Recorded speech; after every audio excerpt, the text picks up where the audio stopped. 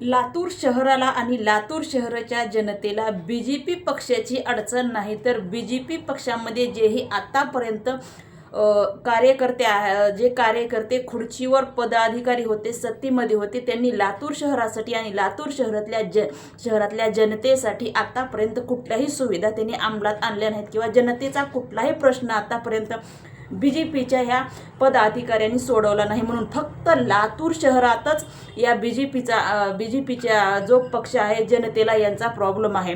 जेही आता जेणेकरून समस्त जनतेने विचार करून लातूरला BJPला डावलून लातूरचे नवीन माननीय श्री अमित भैया देशमुख यांना आमदार म्हणून निवडून दिलेला आहे, पदावर बसवलेला आहे.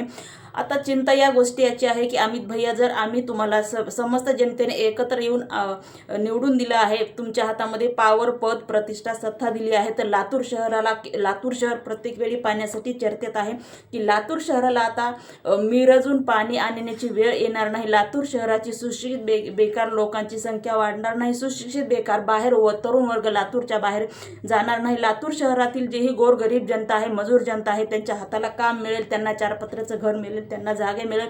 जे शासनानं शाळेसोबत राजकारण केलं आहे ते राजकारण सुटेल. गोरगरीब लोकांवर लातूर शहरामध्ये अन्याय अत्याचार होणार नाही. महिलेवर अन्याय अत्याचार होणार नाही. ज्या महिलावर बलात्कार होत आहेत, आतापर्यंत त्या बलात्कार्याला फाशी मिळाली नाही किंवा बलात्कार्याला फाशीचा कलम लागू झालेला नाही. अमित भैया साहेब, तुमच्याकडून जनतेने अशा अपेक्षा विश्वास घेऊन तुम्हाला मतदान दिलं आहे, खुर्ची दिलेली आहे. तुम्ही जनतेचे फक्त लातूर शहराचेच नव्हे तर लातूर शहराच्या आजूबाजूचा जोही ग्रामीण विभाग आहे, त्या ग्रामीण विभागातील जनतेचे प्रश्न सोडवा, जनतेच्या समस्या सोडवा. आता सध्या तरी जनतेने तुम्हाला आमदार म्हणून पद दिली आहे, खुर्ची दिली आहे. जनतेची समस्या ही तुमची समस्या सोडवा, जनतेचा उद्धार करा. फक्त लातूर शहराचाच नाही तर लातूर शहर जनतेचा आणि ग्रामीण विभागाचा विकास हा तुमच्या हातामध्ये आहे. तुम्ही फक्त जनतेच्या समस्या सोडवून बघा. पुढच्या 5 वर्षातील खासदार म्हणून पद, प्रतिष्ठा आणि खुर्ची देण्याची जिम्मेदारी मी समस्त जनतेच्या वतीने मी तुम्हाला देते आहे. फक्त ज्या आमच्या समस्या आहेत तुमच्यापर्यंत पोहोचू द्या आणि आमच्या समस्याचं निराकरण तुम्ही नक्कीच कराल अशा माझ्या. तसे तर मी खूप थोडे प्रश्न मांडले आहेत. प्रश्न लातूरचे भरपूर आहेत, लातूरच्या जनतेचे आहेत, लातूरच्या आजूबाजूचा ग्रामीण विभाग आहे त्याही विभागाचे आहेत. परंतु थोड्या प्रश्नामध्ये मी तुम्हाला पुढील तुमच्या या कार्यास खूप खूप शुभेच्छा देत आहेत.